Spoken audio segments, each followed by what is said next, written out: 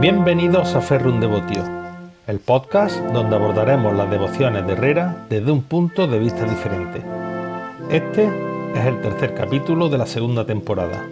Yo soy Francisco Juárez y empezamos. En este 15º capítulo, primero de la segunda temporada, abordamos, de la mano de Ana María y Marisol, el increíble proyecto que comenzó como una simple renovación y terminó siendo una intervención arqueológica de gran envergadura, de vital importancia, para preservar la identidad patrimonial de Herrera. Adelante, entrevista.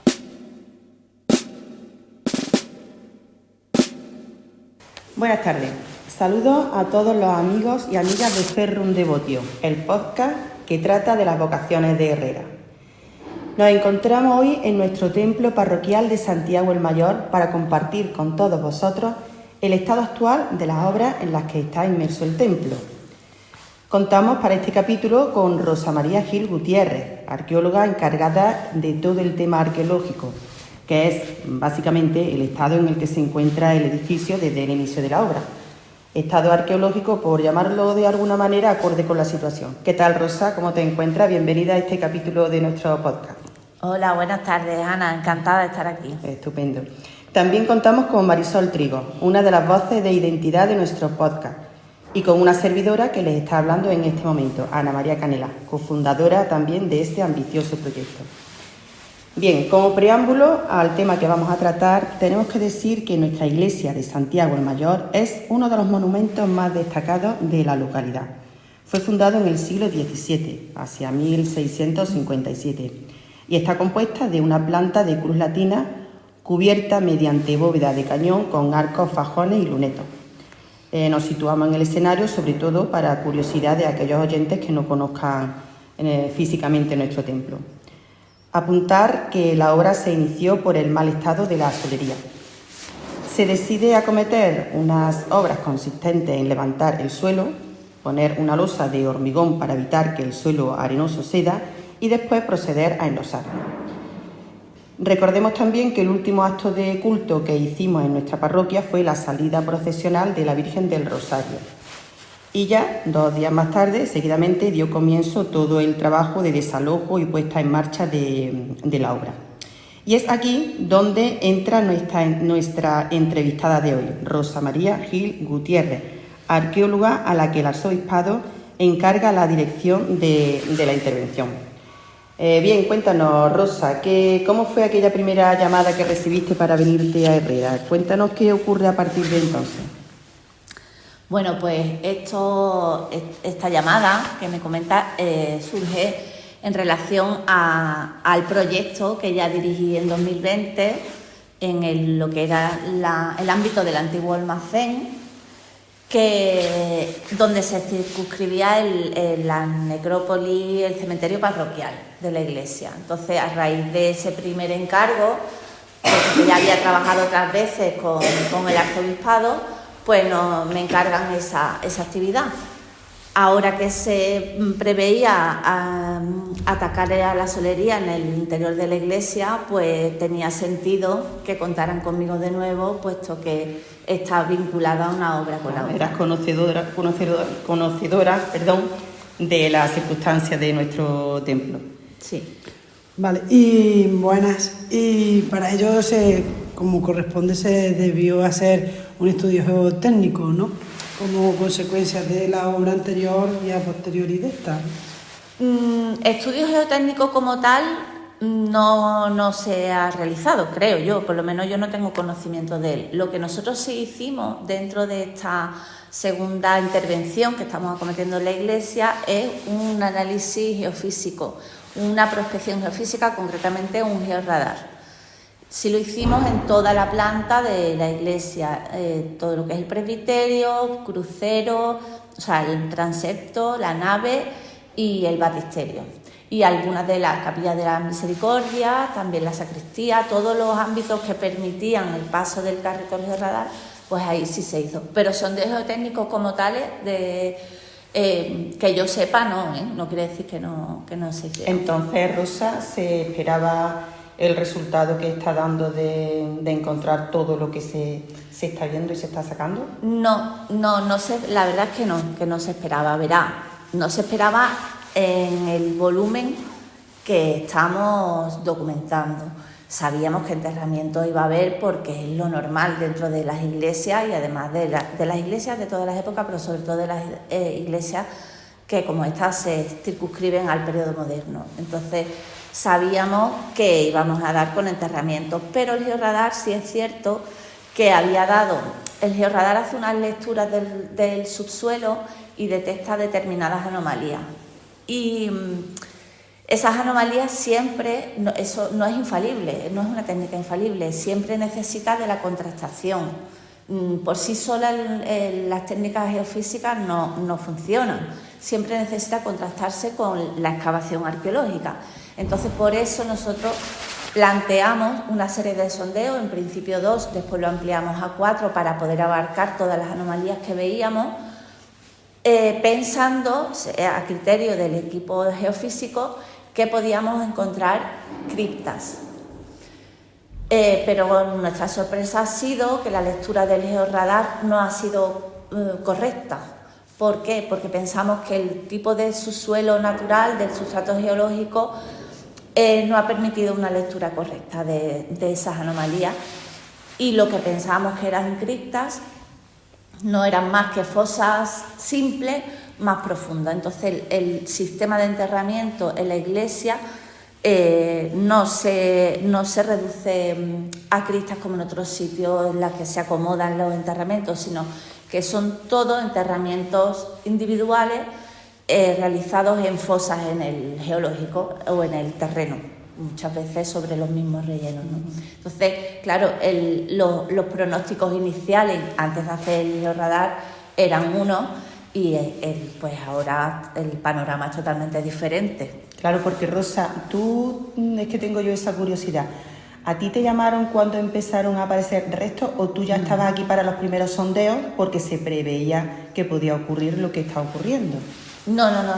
Esto no es un régimen de hallazgo casual, que es la otra forma de acometer una intervención arqueológica. Esto es un proyecto con un objetivo, una metodología planteada que está en función de la normativa vigente que determina la Ley de Patrimonio y el Reglamento de Actividades Arqueológicas, que determina que si va a haber una obra que afecta a patrimonio, que en este caso esta iglesia tiene un plan especial y tiene unas cautelas determinadas, implica que si se va a afectar al edificio y al subsuelo, pues hay que hacer una actividad reglada, y esa actividad requiere de un proyecto que autoriza Cultura, diciendo vamos a hacer esto de esta forma, con estos medios, con este personal, y está todo estipulado desde el principio. Entendemos entonces, o entiendo yo, que una cosa era el proyecto inicial de cambiar el suelo y otra el proyecto arqueológico.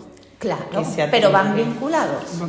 Están vinculados. La actividad arqueológica la genera la obra que afecta al bien y al subsuelo en este caso. Como se va a cambiar la solería implica, como muy bien has explicado, una excavación para colocar una losa de cimentación y esa mejora para el nuevo suelo. Esa excavación, Cultura piensa que puede afectar a bienes patrimoniales, que en este caso pues son de carácter funerario en su mayoría. Entonces eso requiere una documentación arqueológica para que quede constancia, claro, y no se destruya sin documentar. Claro. Seguimos, Marisol, si te parece bien, con las curiosidades que nos preguntan en la calle, que por ejemplo, lo que tú preguntaste ayer, Marisol, ¿cuántos suelos habéis encontrado? Porque es verdad, se escuchan muchas cosas.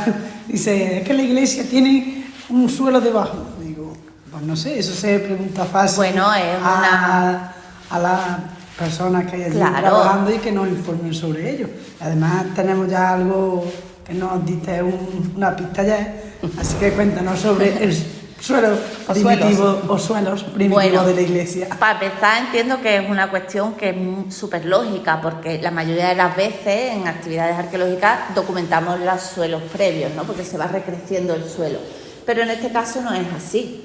En este caso tenemos la constatación de que los pavimentos que hubiera precedente, que en este caso pensamos que habría un pavimento precedente, que sería probablemente el original, se quitó para poner la última solería y la solería que todo el mundo ha conocido en el pueblo se puso a la misma altura que el pavimento anterior. Entonces, nosotros hemos documentado, sí, restos de ese pavimento anterior a modo de cascotes y vertidos para mejorar el suelo y afinarlo. Y sí sabemos también, porque hay determinadas zonas, como parte de la zona posterior del retablo o el pasillo que da al patio, pues ahí se conservan partes de esas losas de barro originales. Te pregunto esto para cuando vengan, una vez esté todo conforme antes, se fijen dónde estaba el antiguo suelo. Sí, además es muy significativo y sabemos que no hay lugar a dudas de esto, porque la excavación que estamos realizando ha detectado el nivel geológico a muy poquísima profundidad. Entonces eso no casa de ninguna manera con la existencia de un suelo previo. Simplemente se ha sustituido uno por otro. Claro. Y cositas que habéis ido descubriendo, por ejemplo, las basas que dicen, las basas de columnas que... Bueno, pues las basas de columna la verdad que fueron una sorpresa, estaban en la zona, en el brazo norte del transepto, en una esquinita frente a la parte de Jesús Nazareno, y ya la habíamos visto que tenían un módulo mayor, estábamos muy pendientes cuando documentamos el levantamiento de la solería y fue la verdad una sorpresa muy grata porque bueno, pues vimos que eran unas basas de columnas de orden toscano, probablemente pues del siglo, casi con toda seguridad del siglo XVIII. Pero bueno, pueden estar enmarcadas, tienen un arco temporal, son de piedra caliza, de un formato bastante grande, por lo tanto son monumentales, vamos. Ahora, el origen de esas basas, pues nos es absolutamente desconocido. Nosotros solo podemos pensar que por el volumen que tienen, lo más lógico es que sean de un entorno próximo a la iglesia. Yo estuve hablando con Francisco Jurado Pillino y le pregunté al respecto y me dijo, posiblemente sean porque cuando se construyó la parroquia muchos vecinos aportaron los materiales que pudieron y los cogieron de un sitio de otro, y bien podía ser de las termas, bien del Pozo Antonio, de la zona de las Arenitas. Eso entra en el terreno de la especulación. Nosotros no podemos determinarlo, la procedencia exacta, solo podemos determinar el sitio, cómo se han documentado, cómo se han encontrado, el análisis estilístico de las piezas en sí mismas y poco más. Habría que meterse ya en un estudio excesivamente específico para poder, y además habría que hacer una comparativa con materiales. Y no dejan de ser de piedra caliza, que es la piedra local y que está un poco por todas partes. Entonces, complicado saber la procedencia exacta. Pero yo me inclino sinceramente a pensar que son del entorno. ¿Y se quedarán aquí o...? Sí, ya eso está ya determinado. Se ha solicitado y se van a quedar aquí en la iglesia. O sea que... Volviendo a las curiosidades, como técnico, como arquitecta, desde el centro de la iglesia estoy viendo unas basas de cimientos y quiero que nos cuentes a qué corresponde eso, porque claro, cuando estaba el altar o los escalones no teníamos la visual de ellos. Y ahora lo estoy viendo y como buena arquitecta... Claro, lo muy lógico. Pues mira, sí, porque aquí resulta que no solo estamos documentando la comunidad pasada de Herrera, ¿no?, los antepasados del pueblo, sino que también tenemos la oportunidad de documentar otra serie de cuestiones, como por ejemplo, eso a lo que tú haces mención, son 2 encastres, 2 cimentaciones para vigas, colocadas asimétricamente en el presbiterio bajo el arco toral. ¿Qué función tenía? Pues anclar los andamios para construir la cimbra de madera que hizo posible la construcción del arco toral del presbiterio. Como ese tipo de estructuras similares, algunas más contundentes, otras menos, hemos podido comprobar, pues atestiguar cómo construyeron cómo construyeron la iglesia, no, sino documentar ese tipo de procesos del momento de construcción. Hemos documentado varios postes, todo relacionado con el sistema de andamio de construcción del momento de construcción. De cómo se fue creando, ¿no? Sí. Porque creo que se creó por una zona y luego generalmente, se va generando hacia aquí, hacia la salida. Efectivamente, actual. generalmente eso es un principio básico. Normalmente las iglesias, siempre hay excepciones, ¿no? Pero las iglesias se empiezan siempre construyendo por el este, es decir, por la cabecera, el presbiterio, y se va desarrollando la construcción hacia los pies, es decir, hacia el oeste. Ese es el sentido natural. Después ya, como digo, puede haber muchas diferencias y excepciones, ¿no? Pero bueno, eso en general. Y después también es cierto que hemos documentado también otros cimientos, algunos podrían ser previos a la iglesia, lo tenemos ya casi con toda seguridad que pueden ser de construcciones previas a la iglesia, también de época moderna, no nos vamos allá. De anterior a la iglesia sí sabemos, porque ya lo documentamos en la fase de 2020 y lo hemos documentado también parcialmente ahora. Ahí tenemos atestiguados fosas que son agujeros en el suelo de forma de sección acampanada que aportan material de época andalusí, básicamente del siglo X-XI. Estamos hablando entonces que sabemos que aquí había un asentamiento. El carácter de ese asentamiento pues ya no lo podemos concretar mucho más porque tampoco tenemos más datos. Tenemos ahora mismo muy poca información, pero sabemos que por aquí pasaron. No sabemos si era más fijo, más estable o más temporal, pero, hombre, estamos en una zona en la que sabemos que hay poblamiento estable en ese momento. Esto es límite fronterizo en momentos de la conquista cristiana, de las taifas también, en fin, que asentamiento época andalusí se conoce, y en época mudéjar también. O sea, lo que no tenemos son restos constructivos, por así decirlo, pero esas fosas son estructuras de almacenamiento de cereales, de ese tipo de probablemente alimentarios. Está sirviendo también la obra para conseguir datos Claro. de la historia. Todo esto aporta conocimiento al pasado de Herrera, vamos, claro. Vamos completando el puzzle. Y sobre todo de mi barrio Bartó. Tengo que hacer inciso.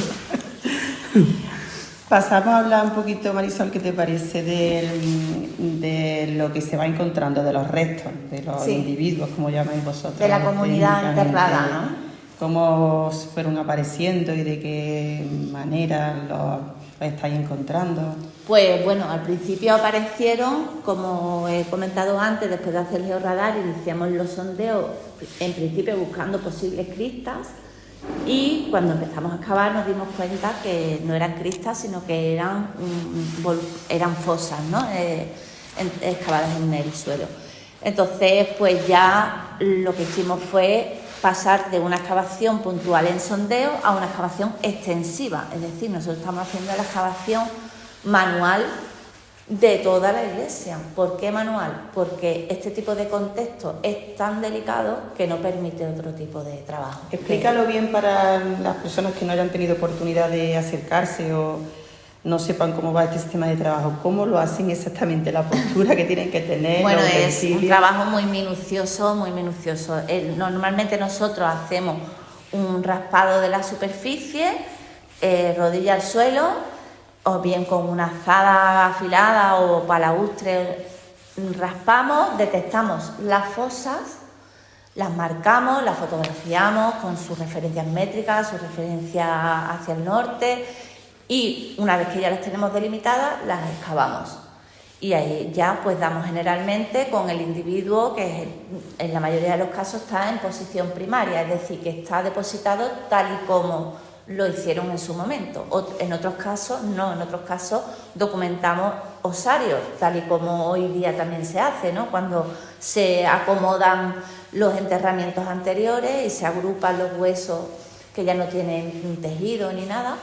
Y entonces los excavamos, los documentamos antropológicamente, que para eso tenemos aquí a la mejor especialista, y los documentamos fotogramétricamente, es decir, aquí se hace una reconstrucción 3D de toda la excavación y de todos los enterramientos. Una vez que están documentados en su posición natural, podemos así decirla, pues se procede a la exhumación en su posición original, es decir, respetando la posición de los huesos. ¿Por qué? Porque después de un periodo de secado necesario, porque contiene muchísima humedad y no se puede almacenar con ese grado de humedad el hueso porque se deteriora muchísimo, se cataloga todo, se registra, se embolsa y se almacena. Se almacena en su contenedor definitivo, que los tenemos aquí al lado, y los volvemos a traer a la iglesia. Cuando terminemos la intervención, la especialista en antropología hará una selección de los individuos que desde el punto de vista antropológico y osteológico son más relevantes, y yo haré otra selección de los que lo son por un carácter arqueológico o estratigráfico. Entonces cruzaremos las listas y se hará un estudio de laboratorio ya súper minucioso de un porcentaje de la población enterrada, que suele dar pues una información muy valiosa de cara a pues conocimientos, porque los datos que se toman generalmente en campo pues van en la línea del sexo, de la edad, de patologías más evidentes a simple vista, pero en laboratorio pues ella hace un estudio mucho más minucioso con mediciones a nivel ya de microscopio y es capaz de detectar pues otro tipo de cosas de patología, de cosas que puedan apuntar a déficits alimentarios, metabólicos. Y ayer nos decías que había uno que estaba cubierto de cal. Sí, hay un individuo que curiosamente es el único que ha conservado el ataúd, porque la mayoría también tenemos que decir que es que la mayoría de los individuos aquí enterrados no se entierran en ataúd, se entierran probablemente, como se suele decir, a media caja. A media caja implica que viene portado en ataúd, pero después se deposita en la fosa solo con su mortaja o sudario y nada más. Pero este individuo sí, que el que visteis ayer, tiene su ataúd, que lo hemos conseguido sacar una parte de la madera y demás, y se ha conservado también, y estaba cubierto de cal. Eso normalmente denota que hay una enfermedad infecciosa. Entonces, pues eso también es significativo. Para evitar epidemias. Claro, hombre, sabemos que además la época de enterramiento, estamos hablando que esta iglesia pues alberga enterramiento desde el siglo XVII hasta probablemente casi fines del XIX. Ese periodo es un periodo en el que se dan muchísimas hambrunas, epidemias de todo tipo, de peste negra, bubónica. Entonces, pues es normal, relativamente normal, encontrar determinados sujetos con este aporte de cal, es una medida sanitaria, a fin de cuentas. ¿Y edades? ¿Qué edades? Pues mira, edades me las he apuntado por aquí para que no se me olvidara. Edades tenemos, no, aquí no me lo ha sacado la antropóloga. Tenemos en esta intervención, que os diré que llevamos 122 individuos documentados, el 56,7% son infantiles, la mayoría menores de 2 años. ¿Por qué? Porque es el margen, el momento del destete de los niños y donde son más vulnerables a la condición de enfermedades y demás. El resto, el 28%, el 42 son adultos y 55 son niños. No, mentira. que estoy confundiéndome porque he hablado de 122, pero estos datos son sobre 97, que son los de la semana pasada. Pero bueno, a fin de cuentas, que más o menos más del 50% son infantiles y el resto son adultos. De los adultos, que son los que se pueden sexar, porque los infantiles normalmente no se pueden,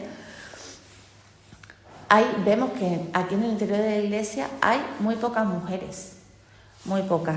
10 mujeres contra 29 hombres. O sea, hay una mayoría del género masculino enterrado dentro de la iglesia. Pero eso no sería porque a las mujeres no las enterraban dentro por... Bueno, hay 10 mujeres enterradas dentro, de momento, o sea que sí se están enterrando, pero que de momento, de los números que hemos podido ver, hay una mayoría masculina. Fuera, sin embargo, estaban más o menos equilibrados, sí había un porcentaje similar de hombres y mujeres. Fuera, para recordarle también a nuestros oyentes, ¿cuál es el número del 2020? Fuera documentamos 104 individuos, es decir, que entre las dos actividades llevamos más de 200 y pico, casi 230 individuos documentados, que es un volumen considerable, y todavía ya estamos viendo que se está reduciendo el número de individuos. Afortunadamente están concentrados prácticamente todos en lo que es el transepto, la parte que hace la cruz de la iglesia. Entonces ahí es donde está el grueso de los enterramientos y sobre todo en la parte de lo que es el crucero en sí, no de los brazos, sino justo delante del presbiterio, que digamos es la zona VIP para el enterramiento. En el resto de la iglesia sí hay también, pero están más localizados junto a los muros tanto del Evangelio como de la Epístola. Y donde hay también enterramientos, que a ti te interesaba preguntarme sobre eso antes, es en el baptisterio, que ahí es significativo porque casi todos los enterramientos corresponden a infantiles. Y tiene también su sentido porque son pues recién bautizados. Estamos hablando de la zona del Santo Entierro. Efectivamente, sí, que eso claro, pero tenemos que recordar que eso a fines en el siglo XVIII, o no sé si a fines del XIX, ahora no tengo la fecha clara, pero vamos, cuando se hace la capilla del baptisterio, bueno, a fines, lo digo exactamente, 1692. 1692 esto se convierte en parroquia, ¿vale? Bajo la vocación de Santiago. Y se coloca el baptisterio, se hace la capilla del baptisterio. Y ahí hemos documentado el encastre donde estaba situada la pila bautismal. Pues alrededor de ese encastre hemos documentado del orden de unos 12 o 15 niños. Muy chiquititos, menores de 2 años casi todos. Y muchos recién nacidos, vamos. O nacidos muertos. Y hablando del agua y de la pila bautismal que está allí, tiene que estar conectada con la sacristía, ¿no?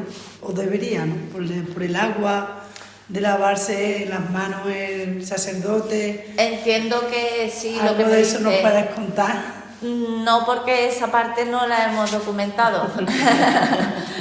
Más quisiera yo, pero no es el caso. No tendríamos que hacer una investigación sobre otras partes de la iglesia que de momento cómo iba el agua hacia allí. De momento, yo lo que sí te puedo decir es que no parece que el encastre, es que como nos limitamos a la cota de afección de la obra, no podemos, nos quedamos muchas veces con la miel en los labios de saber que hay más abajo. Claro, háblanos de la cota.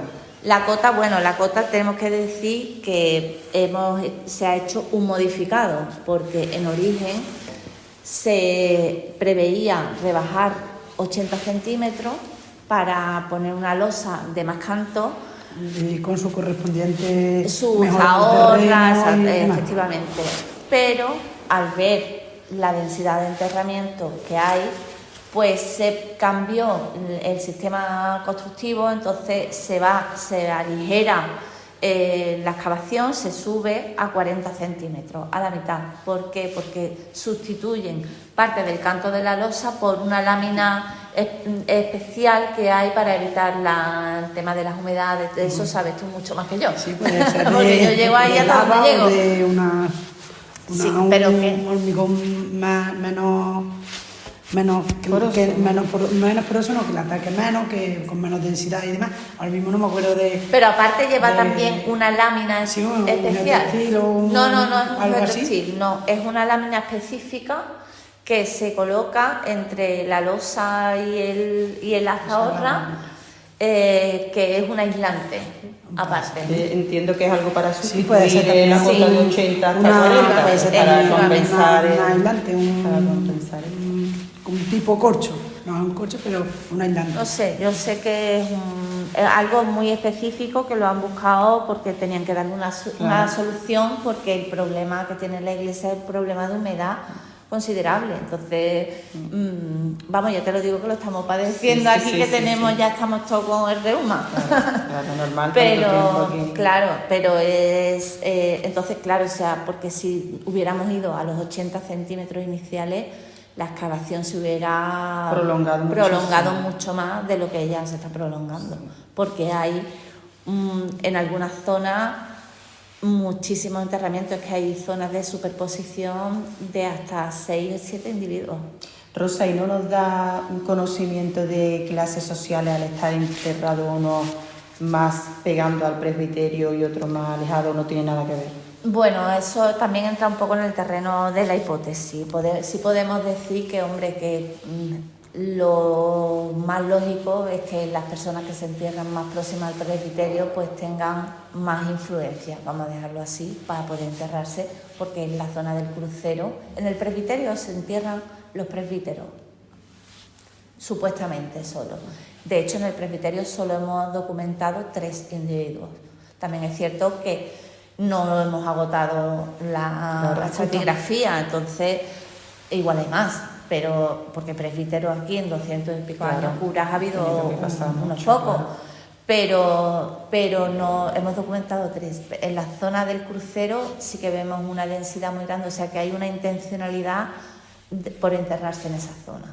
Y entiendo pues que los que tienen más influencia son los que consiguen enterrarse, claro.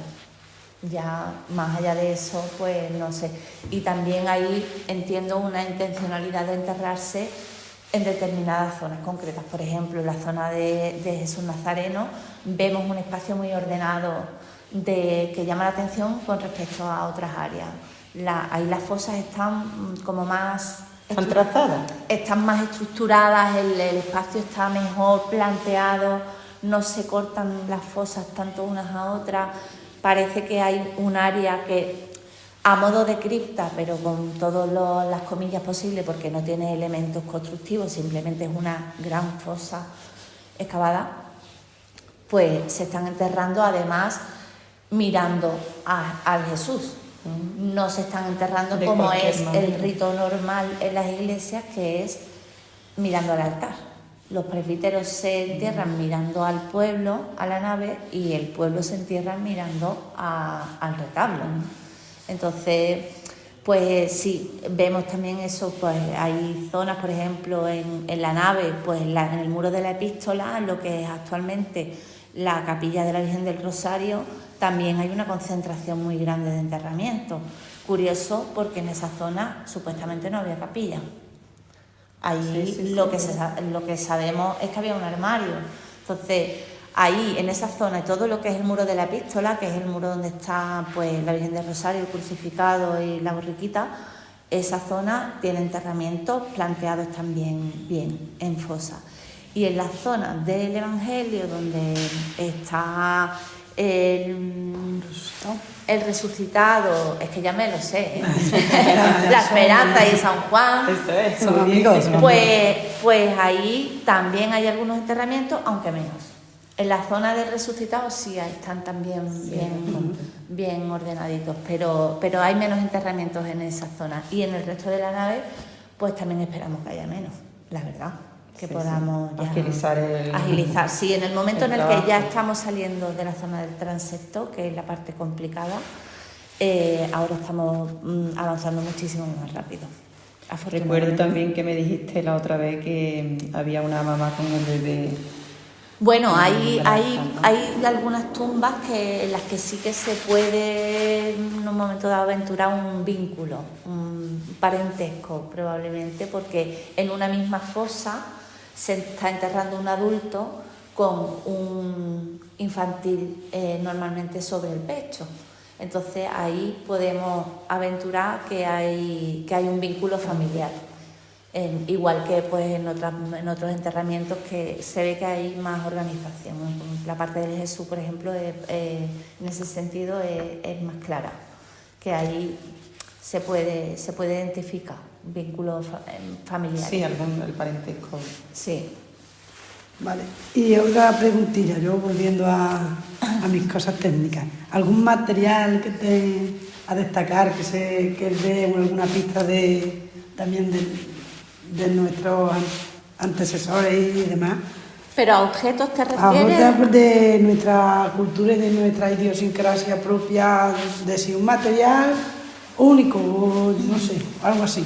Hombre, o material... algo característico que quizás no hayas visto en otros trabajos. Que no haya visto en otros trabajos, no. La verdad que ya llevo varias iglesias a mi espalda y un poco el registro es similar, pero bueno, sí es verdad que se han detectado pues objetos que pues te ayudan a comprender cómo era esa comunidad que buscaba enterrarse aquí en su iglesia, ¿no? Y son pues los objetos que llevan consigo a su descanso final. Entonces, pues algunos voluntarios, otros pues los normales, pues los alfileres de las mortajas, los rosarios, hebillas de cinturón, botonería, muchísimo, salen unos botones, mira, pues sí, te diré que yo no había visto unos botones de hueso que han salido aquí, muy significativos. Y hay un objeto que también nos tiene ahí... Al final habías visto al más final cosas. Sí, al final sí, mira, esto ha salido hace unos días. Sí que nos ha salido un objeto que todavía estamos viendo qué posibilidades hay de ver qué es lo que es, pero bueno, tenemos varias hipótesis. Es una piedra ovalada de color verde, preciosa, la verdad, muy bonita, con unas vetas blancas bonitas y un orificio en un extremo. Entonces, buscando información, pues hemos visto que podría ser un elemento tipo amuleto, pero ya no tiene ningún grabado, ni ningún dibujo, ni nada, que funcionará pues como un elemento protector. Y eso es pues algo popular, más bien. Sí. No es, después cruces, también hemos sacado cruces. Y bueno, sí es verdad que en la excavación del cementerio parroquial de fuera, ahí localizamos bastantes más objetos que aquí dentro. Anda. Sí, llama la atención. Y entre ellos, pues yo recuerdo especialmente restos de tejidos del uniforme que llevaban los milicianos carlistas, que hemos ya documentado por la botonería, por estos que pertenecerían a la segunda milicia de Écija, que es de la tercera guerra carlista, que es la que tuvo más incidencia en la zona. Así que, pero no porque ellos fueran carlistas, sino porque eran monárquicos y iban contra los carlistas. Es que cuando se dice carlista todo el mundo piensa que defiende, pero no. Sí. Entonces eso sí me parecía muy curioso, pues las tropas auxiliares que auxiliaban a la Guardia Civil o que estaban de control administrativo en el territorio, que a lo mejor podían ser de aquí, o trasladados aquí, que fallecieron y fueron ya se quedaron aquí, claro. Entonces todos los individuos, como tú bien dices, y todo lo que estamos encontrando, supuestamente, se debe de quedar aquí en la iglesia, como buenos feligreses, se enterraron aquí para estar aquí para siempre, ¿no? Sí, claro. No se lo llevan ni a Sevilla, ni al cementerio, ni a ningún lado, se quedan aquí. Se quedan aquí, básicamente por varios motivos. Principalmente porque son restos antropológicos humanos. Entonces, aunque son restos arqueológicos, no podemos olvidar que son personas. Entonces, y que son los antepasados del pueblo que decidieron enterrarse aquí cuando estaba permitido, ¿no? Entonces, eso por una parte. Después, el Museo Arqueológico de Sevilla, que alberga el resto de material arqueológico, no tiene capacidad para albergar todo el material óseo ahora mismo, pues, y menos porque está en obras encima. No tiene capacidad para albergar ese material.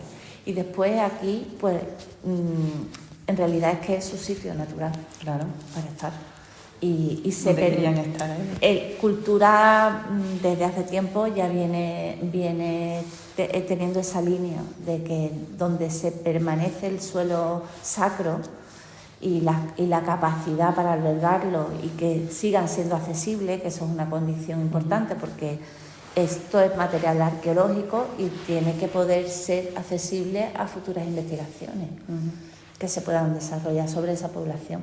Entonces, pues se hace el depósito como si se hiciera en el museo, pero aquí en la iglesia. Estupendo. Y Rosa, ¿hasta cuándo crees tú que estarás por aquí? ¿Cuándo Pues, termina tu función de directora para este cometido arqueológico? Mi función termina cuando... No quiero fechas, lo que quiero es Sí. cuando termine este tipo de trabajo, Sí. tal trabajo.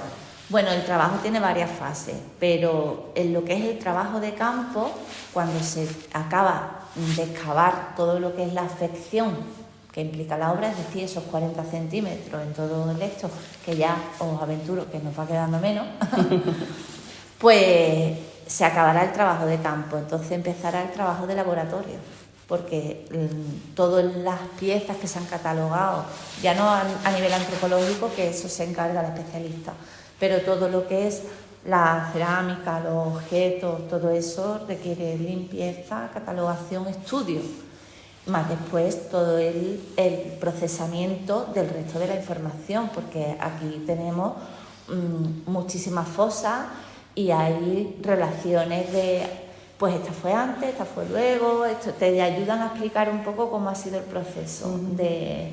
Más después, pues los elementos que también os he comentado, las cimentaciones que han aparecido, las que están vinculadas a la construcción de la iglesia. Todo eso hay que armarlo en un informe que es preceptivo, que tenemos la obligación de entregar y que requiere un tiempo de trabajo. Entonces, cuando los albañiles vuelvan a la construcción, no Sí. la limpieza de restos, sino la construcción, Yo estaré... tú sigues aquí haciendo otro tipo de trabajo, o sea, sigues trabajando para Herrera, en Herrera.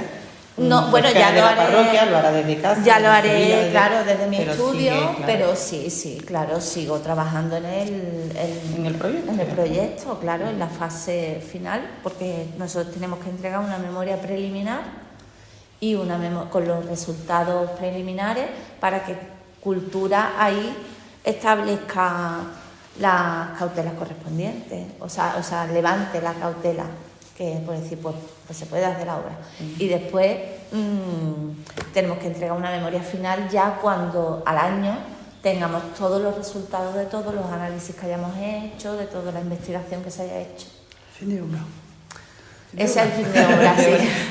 Fin de obra. Ese es el fin de obra. Para nosotros, sí. Aunque sí. también para nosotros sería que cuando todo terminara, dentro de un año, o no sé, y hará una charla todo al pueblo de Herrera. Hombre, yo contando encantada. no solo todo lo que se ha encontrado, sino cómo se construyó Herrera. O Herrera no, la parroquia. ¿no? Claro, por supuesto. Yo ya lo he dicho muchas veces, contéis conmigo, que yo Cuando encantada. tengamos Eso. el certificado final de No, hombre, y tengan las personas tranquilas. Cuando yo acabe la memoria preliminar, que es lo que se hace primero, que ya tengo ahí datos para poder trasladar, hacemos en la Casa de la Cultura donde digáis, hacemos y pues yo preparo una presentación para que acuda al pueblo y se entere de primera Yo mano. desde aquí también hago el compromiso del ayuntamiento que te he comentado antes en hacer una edición de un libro, podemos sacar un librito y editarlo. Sería fantástico. Con todo el estudio, desde que empezaste hasta que tú termines tu trabajo y se podría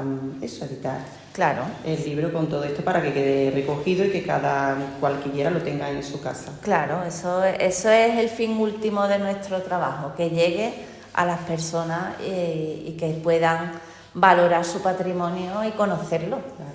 Y además que vean todo el trabajo que habéis desempeñado desde vamos a ponernos tú la primera, pero aquí además hay Bueno, algunas sí. más personas que De no hecho- solamente están ahora con la arena, sino que han levantado losa por losa, Sí, yo manualmente. de hecho me gustaría, si me lo permitís, hacer un inciso y agradecer y decir que este proyecto, que este trabajo yo no lo hago sola, que este trabajo se hace gracias a un equipo magnífico, personal y técnico.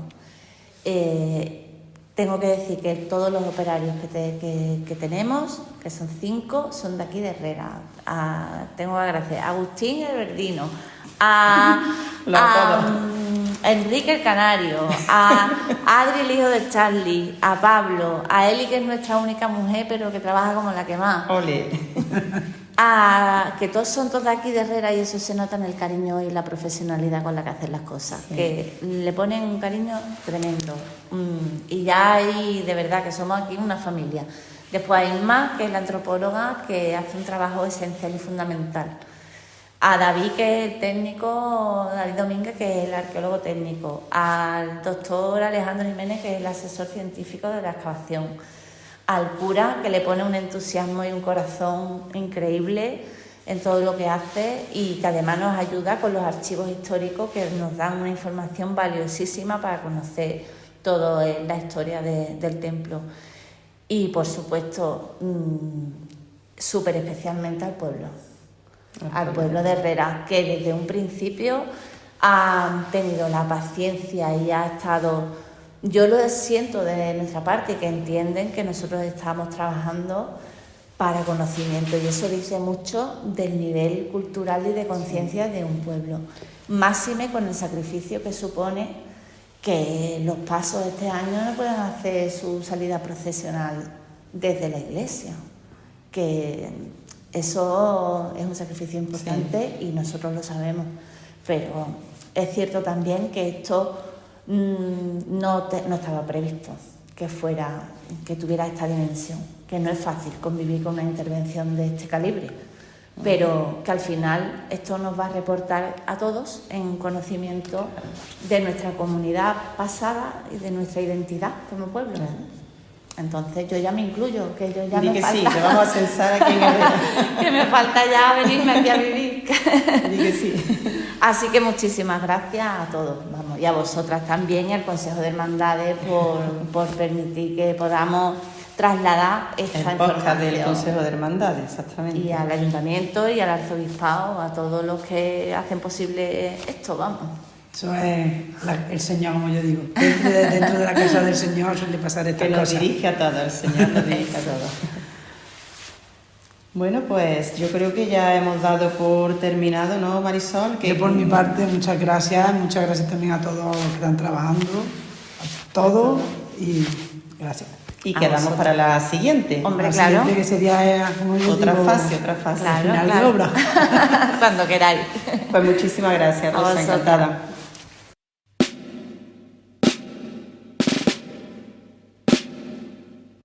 Y esto es todo por hoy. Esperamos que hayáis disfrutado del capítulo y nos escuchamos el día 1 del mes que viene.